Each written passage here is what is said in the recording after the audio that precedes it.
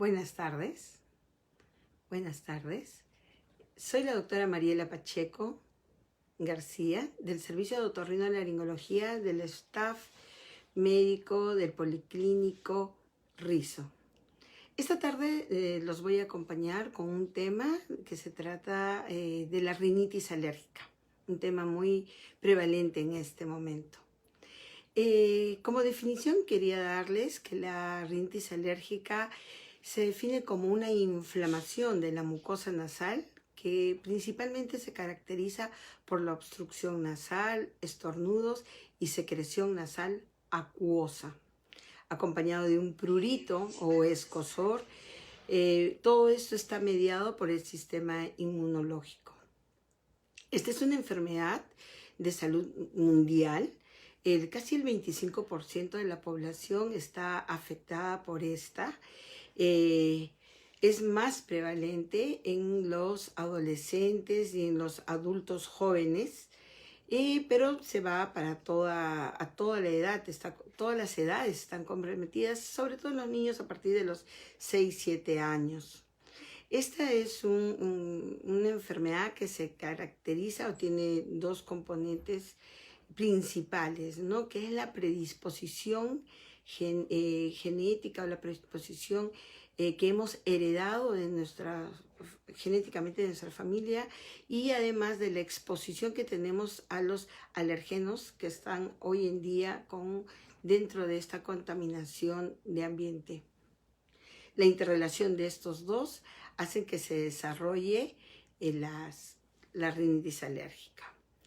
Esta se presenta más en las áreas urbanas, en las áreas que en comparación a las áreas rurales, y esto obviamente está de la mano con la ciudad, sobre todo con los países desarrollados, por la presencia de la contaminación atmosférica.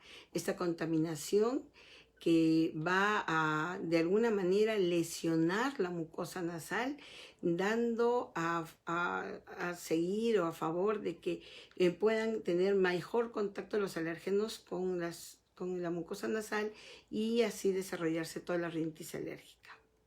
La importancia principal de esta enfermedad para buscar el control de esta es el impacto socioeconómico que tiene.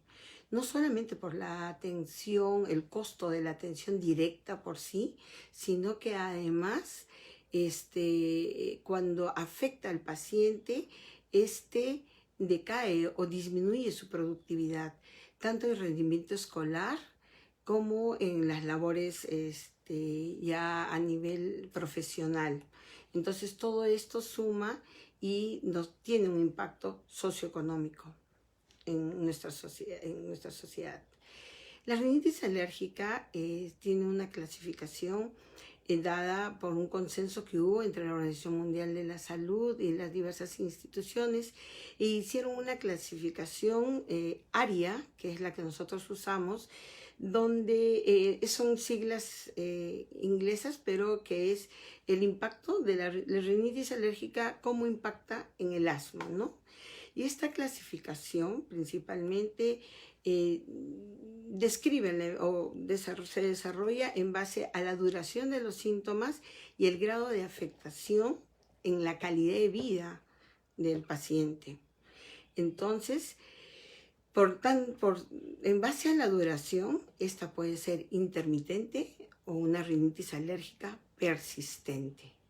Y según la gravedad, esta puede ser leve o moderada severa.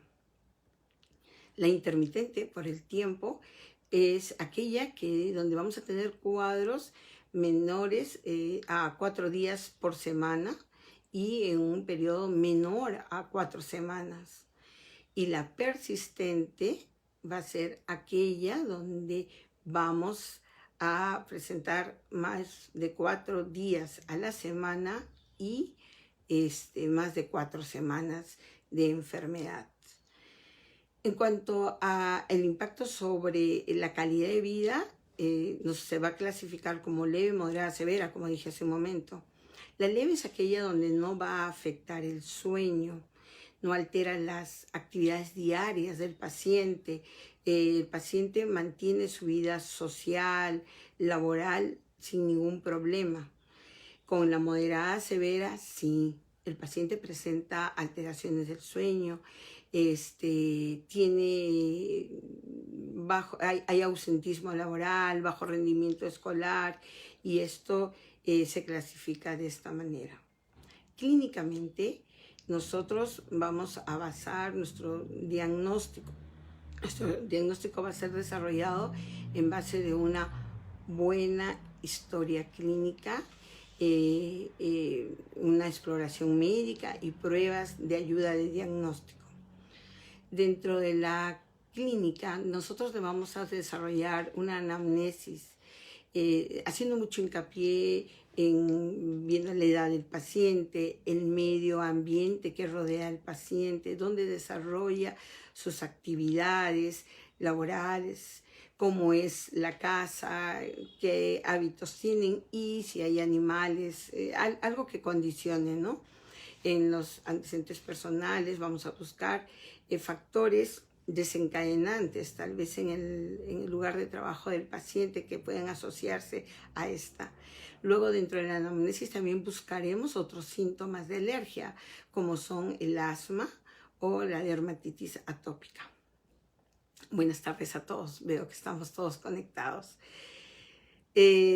Vamos a ver qué grado de sintomatología tiene, vamos a valorar el grado de gravedad, duración y poder ver si presenta el síndrome rinítico clásico, que son la salva de estornudos, la secreción nasal acuosa, obstrucción nasal alternante o que puede ser bilateral. A veces el paciente refiere cuando se echa de un lado, siente mayor obstrucción nasal. Y ahí los síntomas asociados a que vienen a ser el escozor o prurito nasal, también puede estar acompañado por un prurito ocular del velo palatino, a veces del conducto auditivo externo. También en esta enfermedad vamos a encontrar disminución del olfato y también disminución del gusto en las comidas. Puede estar acompañado de cefalea, el asma que ya conocemos. Y nuestro estudio, luego de esta anamnesis, vamos a hacer un estudio clínico. Entonces vamos a poder examinar a nuestro paciente y ver primero, en primer lugar, la nariz, ver cómo está la mucosa nasal, si hay las características principales de la mucosa nasal en la rinitis alérgica, que es una mucosa muy pálida, casi azulada, puede condicionar a una hipertrofia de cornetes. Nos sirve este examen no solamente para esa característica, sino para evaluar el resto de las estructuras de la mucosa nasal y de toda la nariz, sobre todo descartar la posibilidad de un tabique nasal desviado, porque en algunas ocasiones encontramos que este tabique nasal forma un espolón que se incrusta en el cornete y sirve como un estímulo permanente al cornete, y la mucosa nasal está inflamada en forma constante. Uno saca, retira dentro de una cirugía este espolón y el paciente casi disminuye a un 10% sus síntomas, y hay quienes tenemos la suerte, nos han referido de que aliviaron toda su sintomatología.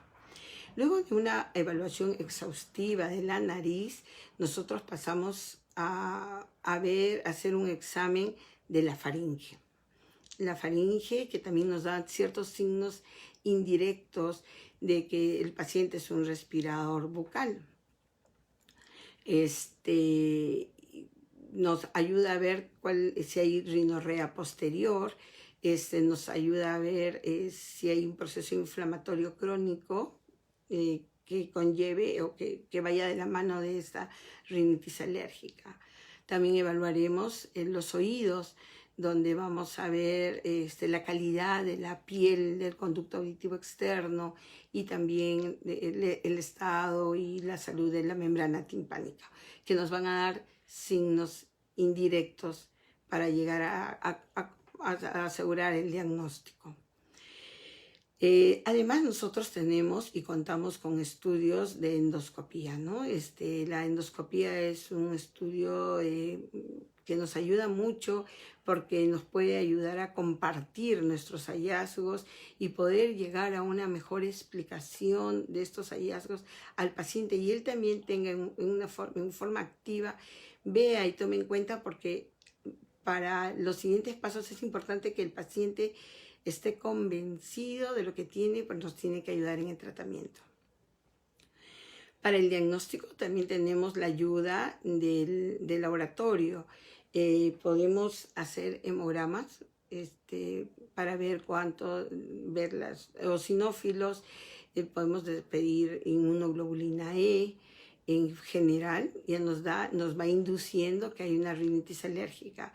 Y luego hay otras pruebas ya cutáneas, que pueden ser las cutáneas PRIC, donde se inocula alergenos a través de unos punzones, o la test de intradermoreacción, que se inyectan pápulas de alergenos para ver la reacción.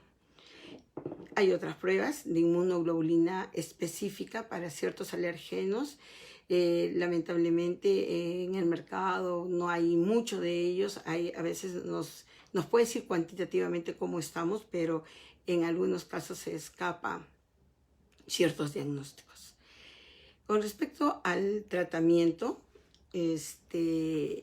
y aquí quiero ser enfática, el tratamiento, en primer lugar, como dije hace un momento, es necesario que el paciente conozca su enfermedad, crea en ella, porque depende mucho de él y los cuidados que tenga para evitar hacer crisis de rinitis alérgica. Y todo está en la prevención. Yo hago mucho énfasis dentro de mi consulta. Tenemos que ver qué factor el paciente mismo tiene que convertirse en un inspector. ¿Qué cosa hice que me desarrolló la alergia? Muchas veces los pacientes, como ahora nos está tocando cambio de temporada, empezamos a sacar la ropa guardada de una estación a la otra, hacen este arreglo de la ropa sin protección y simplemente se exponen a los alérgenos y al polvo. Entonces, mi recomendación es: o lo haces con protegido o derivas a otra persona quien lo haga. Generalmente la ropa guardada no debe ser usada directamente. Lo ideal es que sea lavada o oreada y luego ya guardada en su closet para el uso diario. Hay que ver y hay que ser enfáticos en cómo es la habitación del paciente, qué elementos tenemos que nos va a ayudar, que hace que desarrolle más rinitis alérgica. Muchas veces tienen libros guardados sin cubierta, ¿no? Entonces el polvo cae en ellos y limpiar se hace difícil de uno en uno entre las hojas, y esto va desarrollando más acúmulo de polvo, porque el polvo casero es el que nos va a traer más problemas. La rinitis alérgica está más de la mano de este polvo casero, porque en ella crecen unas pequeñas arañitas, y estas van a ser las que condicionan la rinitis alérgica. Entonces, tenemos que ser bien exigentes en cuanto a la limpieza, al cuidado. Los libros deben ser guardados en libreros o en donde tenga tapa y el polvo y la limpieza sea mucho más fácil. Las almohadas deben ser cambiadas cada 6 meses, los colchones aspirados mensualmente, o si se puede cada 15 días, pasar un trapo húmedo a toda la habitación, evitar barrer. Son habitaciones que deben estar muy aireadas para evitar que se propague más estas microarañitas que le venía diciendo. Luego de hacer la prevención, de investigar lo que es en casa, hay que ver el estilo de vida que tiene el paciente, si cuenta con mascotas, cómo es el estilo de vida que llevan, si la mascota entra a la habitación del paciente, no debería, porque el animal va a eliminar el pelo y la caspita, que también es otro factor de rinitis alérgica. Si es una persona que labora en ambientes de mucha contaminación, tal vez expuestos a hidrocarburos, a diferentes alérgenos, también tenemos que ser enfáticos en la prevención. Si yo me cuido, menos veces esté yo expuesta y menos crisis haga, voy a tener un mejor pronóstico de esta enfermedad. Cuando yo llego a la necesidad de usar tratamiento médico, tenemos varias opciones. Tenemos primero el tratamiento tópico a través de los corticoides nasales, principalmente, y es el que más se conoce, el que nos va a ayudar a bajar la inflamación de la mucosa nasal.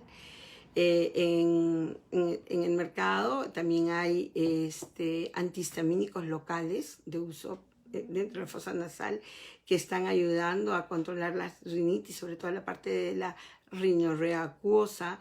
También hay medicamentos a base de anticolinérgicos, que es el bromuro hipatropio, y vasoconstrictores. Tópicamente podemos hacer uso de estos, siempre previa evaluación en el Policlínico Rizo. Luego podemos usar tratamientos ya vía sistémicos si son necesarios. Dentro de ellos están los corticoides para las crisis más agudas por poco tiempo y siempre debe ser medicado por nosotros porque tenemos que ver los antecedentes que tienen los pacientes. Luego el uso de antihistamínicos, que es nuestro caballito de batalla también en este cuadro de alergia. Y el otro tema de tratamiento, otro punto donde cómo se trata esta enfermedad es la desensibilización vía vacunas, que está más a cargo de los médicos alergistas. A raíz del momento en que estamos viviendo, hay muchos, no muchos, pero hay unos cuantos síntomas que se pueden confundir con la enfermedad de COVID por lo que estamos hoy en cuarentena. Entonces hay síntomas comunes como el fiebre, cansancio, una tos seca, pero,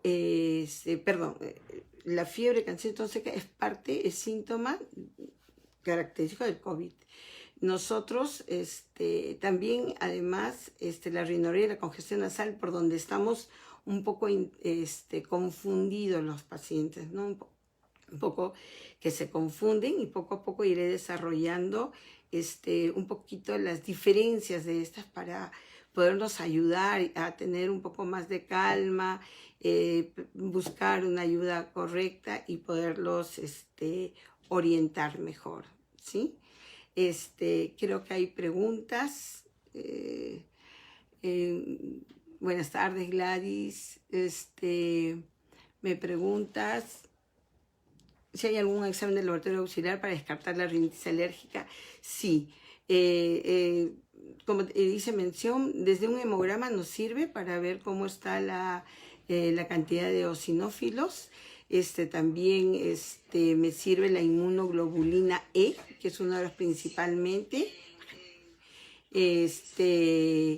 Luego tenemos ya los test cutáneos que nos pueden ayudar. Estos test ya pueden estar a cargo de un inmunólogo o alergólogo que nos ayudaría mejor para esta parte del diagnóstico. Me preguntan cuáles son los síntomas característicos de la rinitis alérgica. La rinorrea, la obstrucción nasal, el escozor nasal,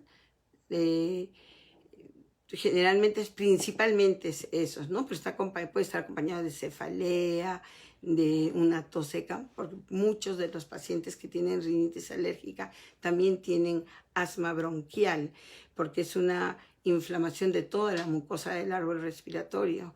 El 60% de los que tienen rinitis alérgica presentan también asma bronquial.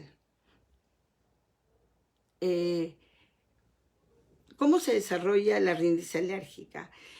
La rinitis alérgica se desarrolla, bueno, todos vamos a heredar una predisposición, no todos a los que van a tener. Esta predisposición puede, si el paciente no tiene contacto con los alérgenos, la rinitis va a estar durmiendo, no va a ser activada. Pero con esta predisposición, me contacto una primera vez con el alergeno, mi cuerpo ya va desarrollando ciertos inmunoglobulinas para que al próximo contacto ya desarrolle todo el proceso inflamatorio. Entonces, es por ello mi hincapié en que la prevención, los cuidados para que no poder desarrollar todo este proceso inflamatorio. Buenas tardes, Carla. ¿Usar los sprays nasales causa dependencia? No. Esa es una pregunta y tal vez es donde más trabajamos nosotros en convencer al paciente, porque el paciente es un poco reacio a usar el corticoide nasal. En primer lugar, el corticoide nasal nos va a ayudar a bajar la inflamación, pero la cantidad que llega a la nariz, los microgramos que llega a la nariz, no llegan para que todo el mundo me pueda entender, al torrente sanguíneo o a la parte general del cuerpo. No hace efecto secundario en otro órgano, que es por ello que se usa con la frecuencia y no hay que tenerle miedo. Es más, los corticoides nasales deben usarse por un periodo de unas 4 semanas más de cuando alivio mis síntomas. Entonces se usa por tiempos prolongados y no va a causar ninguna dependencia. Va a aliviarse el paciente, va a estar en un estado estable. Si se cuida y previene el contacto con los alérgenos, no va a requerir más, pero si se descuida, vuelve a caer. Marco Rebata, doctora, buenas tardes. ¿Cuáles son las posibilidades de adquirir el COVID-19 en una crisis de alergia? Sí, es justamente, es un proceso inflamatorio, estamos hablando de la mucosa nasal, entonces nosotros debemos de estar con todos los procesos crónicos controlados. Es una posibilidad en esa mucosa ya herida, lastimada, para que pueda entender el público. Es muy fácil que se adhiera el virus. Entonces, un paciente con crisis de alergia o de asma debería tener una cuarentena estricta, tener un buen control en casa y evitar salir, evitar contactos con gente sospechosa. Buenas tardes, Stephanie. Doctora, ¿cómo puedo cuidar para no tener rinitis alérgica? Como decía mención, lo primero, si ya tenemos la predisposición, hay que tratar de hacer que sea inactiva. Es la prevención. Hago mucho énfasis en la prevención. Sí debo usar mascarillas. A veces las personas que trabajan en tela, que cosen, que tejen, no tienen a bien ponerse la protección, la mascarilla. De antes ya hablábamos de mascarilla adecuada para cada tipo de alergeno. Depende de la actividad laboral que desarrollen.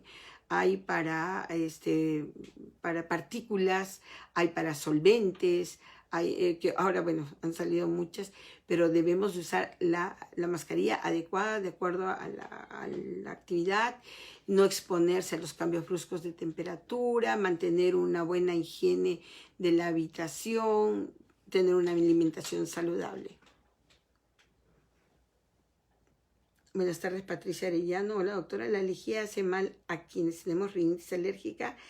¿Es verdad que inflama a los cornetes? Saludos. Gracias.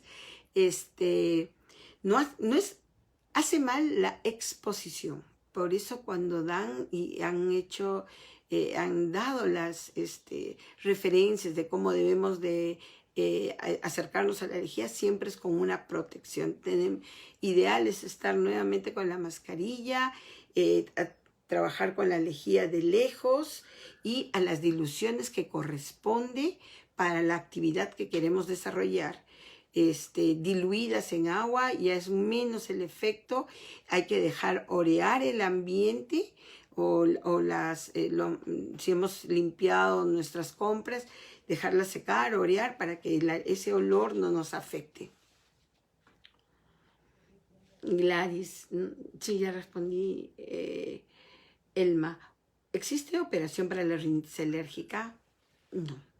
La rinitis alérgica es una predisposición que la vamos a tener por siempre. Lo que podemos es cuidar el contacto con los alergenos. Muchas veces recibimos los comentarios de los pacientes que dicen, yo me operé y mejoré. Es lo que hace un momento hacía referencia. Muchas veces el tabique desviado condiciona un cuadro muy similar al de la rinitis alérgica en cuanto a la obstrucción nasal. A veces favorece la congestión y secreción y se acompaña de estornudos, pero es porque este tabique está contactando con el cornete y estimula la mucosa nasal. Sale y terminó el problema. Ahí es donde se asocia la rinitis con las cirugías, pero la rinitis no se opera.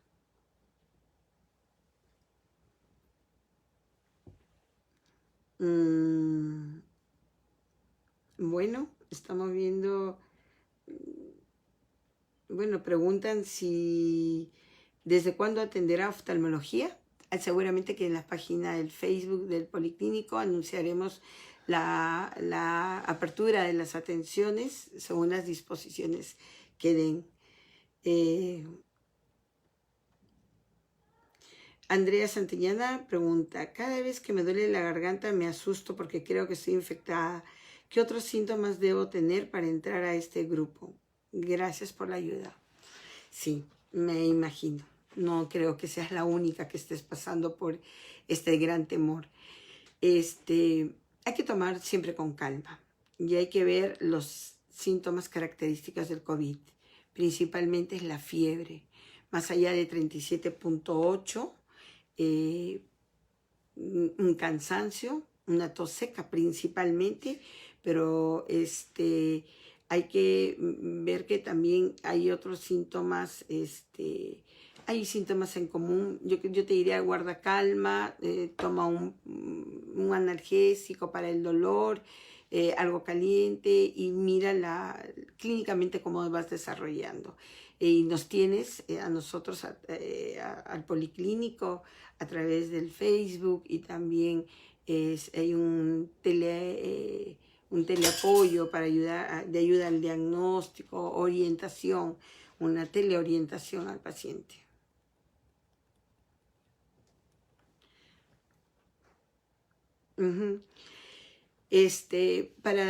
Principalmente una de las características, porque hay síntomas muy comunes entre una y otra enfermedad y que nos puede hacer dudar, pero cuando se presente si existe una dificultad para respirar, que va en aumento y hay fiebre, podríamos estar sospechando o tenemos que buscar un poco de ayuda para el diagnóstico del COVID.